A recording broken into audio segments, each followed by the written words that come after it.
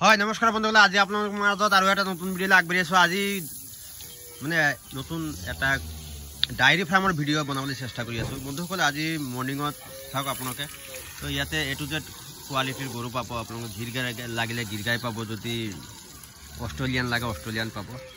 আৰু এতিয়া মৰ্ণিঙৰ ভাগত মানে গাখীৰ এতিয়ালৈকে ওলোৱা হোৱা নাই, তো সিহঁতৰ থানবিলাক চাব আপোনালোকে কিমান ডাঙৰ হৈ আছে। থানবিলাক চাওক, এটা গৰু কমচে কম ধৰক 20 পৰা 30 কিলো 15 কিলো 18 কিলো এনেকুৱা গাখীৰ দি আছে।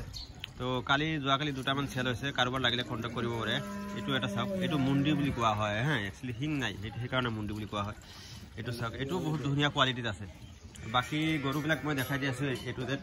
তো ইয়াতে কমচে কম 15-20 বেছি হ'ব গৰু আছে, কাৰোবাৰ লাগিলে কণ্টেক্ট কৰিব পাৰে। ইয়াৰ থান কোৱালিটি চাওক। তো একচুৱেলি ওচৰত আহিলে বেছি ভালদৰে দেখা পাব। কাৰোবাৰ যদি ওচৰে পাজৰে থাকে বা কাৰোবাৰ যদি লাগে তেতিয়াহ'লে কণ্টেক্ট কৰিব আৰু চাওক ইয়াতে গৰু।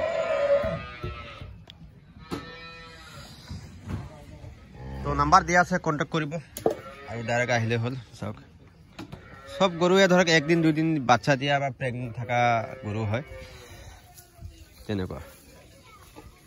তো মই জাষ্ট থুলমূলকৈ দেখাই দিলোঁ। তাৰ মাজত